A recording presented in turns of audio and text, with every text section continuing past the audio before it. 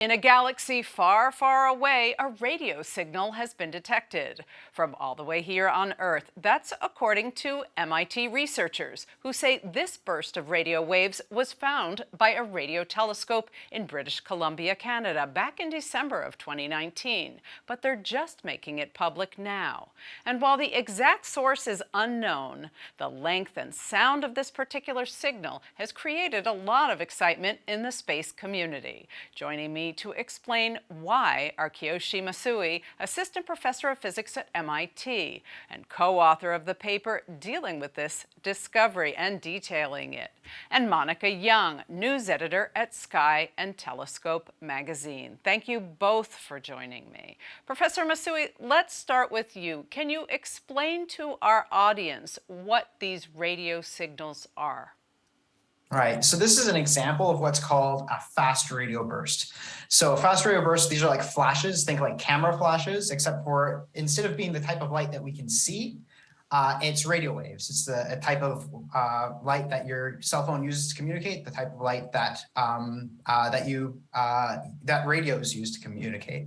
What's special about these is these flashes of light, of radio light, are coming from galaxies that are very far away, billions of light years away, meaning that they must be very, very energetic because we can see them from here on Earth.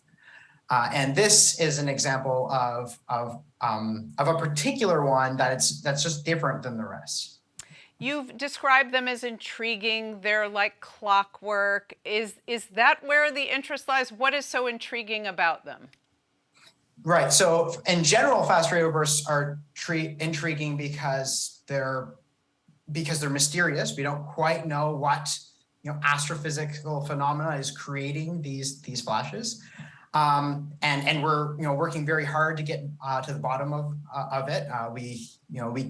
We make observations every day to try to sort this out. And this one, I think, provides a unique clue because it is the regularity. So unlike most of these fast radio bursts, this one, they typically last only milliseconds, for very brief moments. This one was over 3 seconds long. But the reason it was only over 3 seconds long is it turned out it was made up of several, at least 9, much shorter flashes.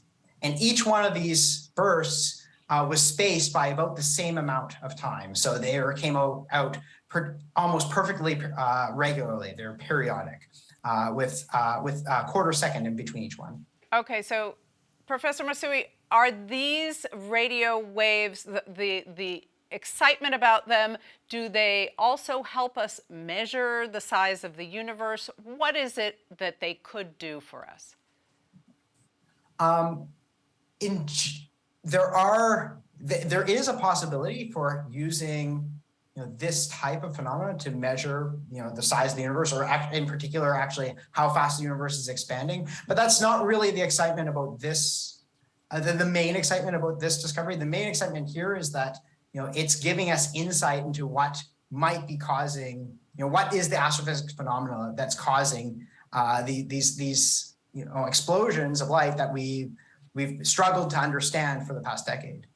So, Monica, you look at all sorts of space news, activity, and help people understand what is news.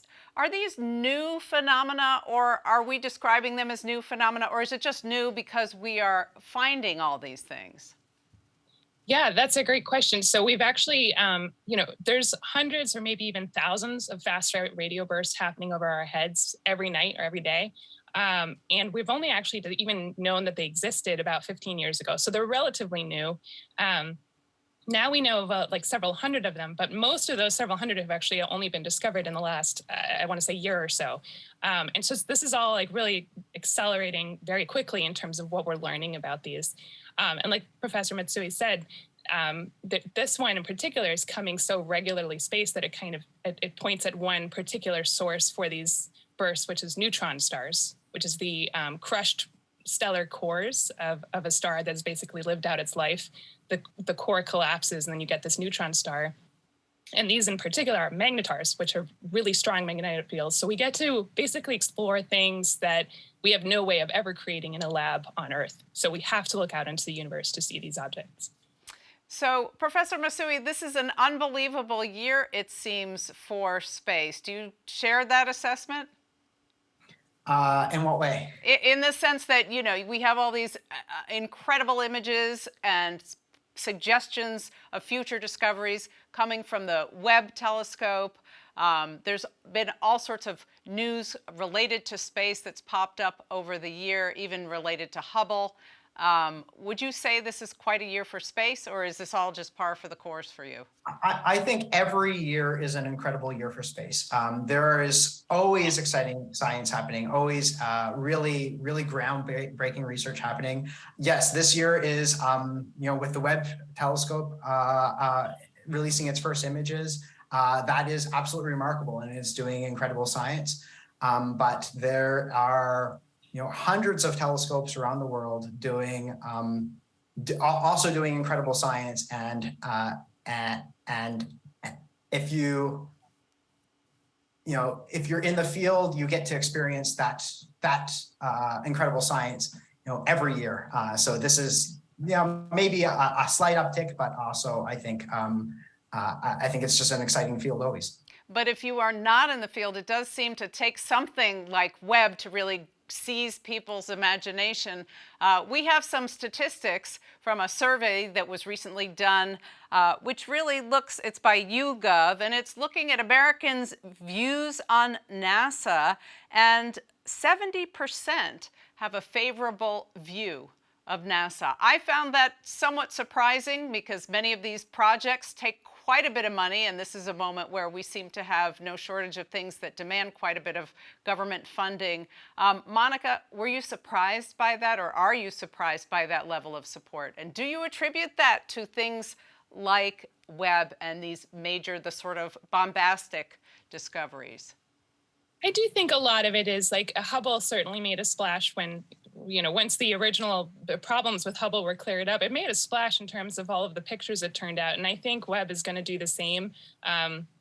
We're already, it can do in hours what Hubble could do over weeks. And so there's already all this stuff that's coming in that we're learning things already at an incredible pace. And so, yeah, I definitely do think that ramps up the public appreciation just for what scientists do just on a day-to-day basis everywhere. So, Professor Masui, did that surprise you, those numbers?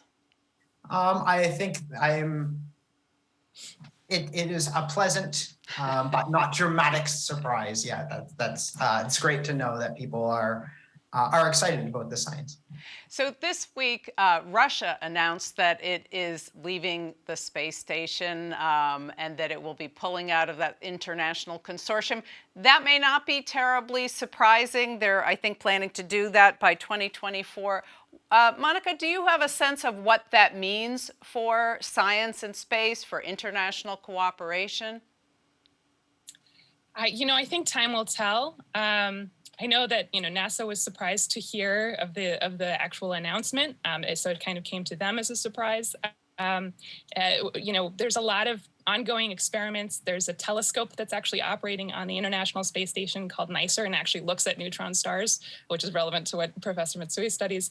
And so there's all these things that are ongoing, and the International Space Station is not going to complete its science goals by 2024.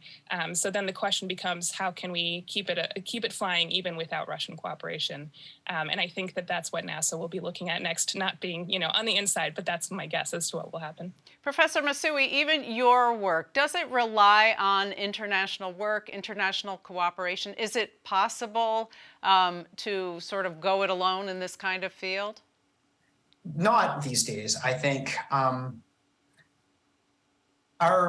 all of these observational efforts. There are certain telescopes that can be single country efforts or efforts. For instance, the CHIME telescope that made this discovery I mentioned earlier is a Canadian-led effort, but with participation by a few nations across in the world.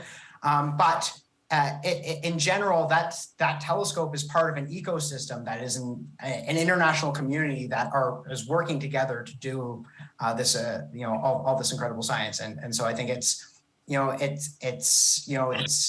one global community that works together to figure out the universe. And that is the way that science is done today. We were just looking at pictures of CHIME. Can you explain how it works? We should have gotten into that, but can you tell us how that works?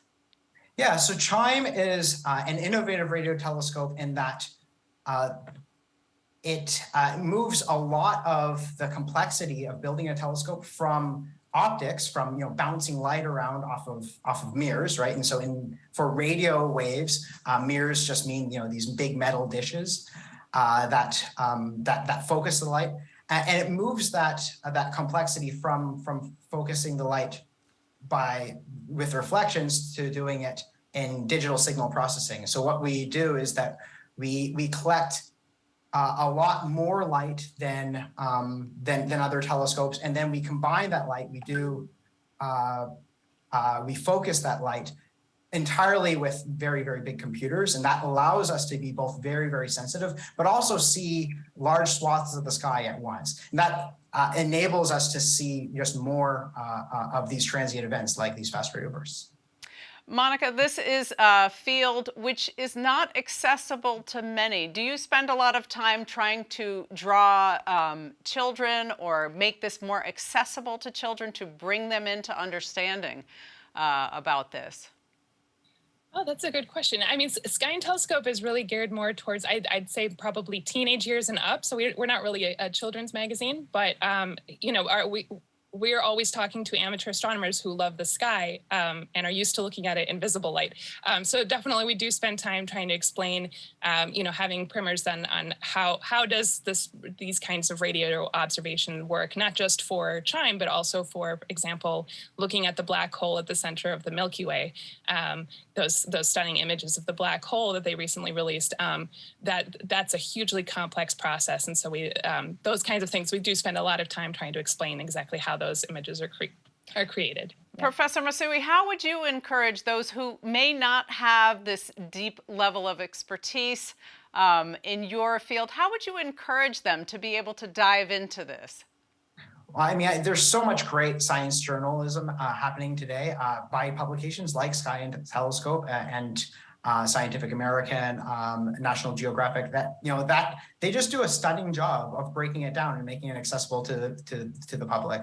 I've had the pleasure of through discoveries like this one, speaking with many of these journalists, and they're just real professionals. They're very good at what they do, and so I encourage people to dive into that sort of vast literature and ecosystem of publications that really do break it down, make it accessible to everyone. Well, thank you both. It's very intriguing. There's a lot there to explore. Kiyoshi Masui and Monica Young, thank you.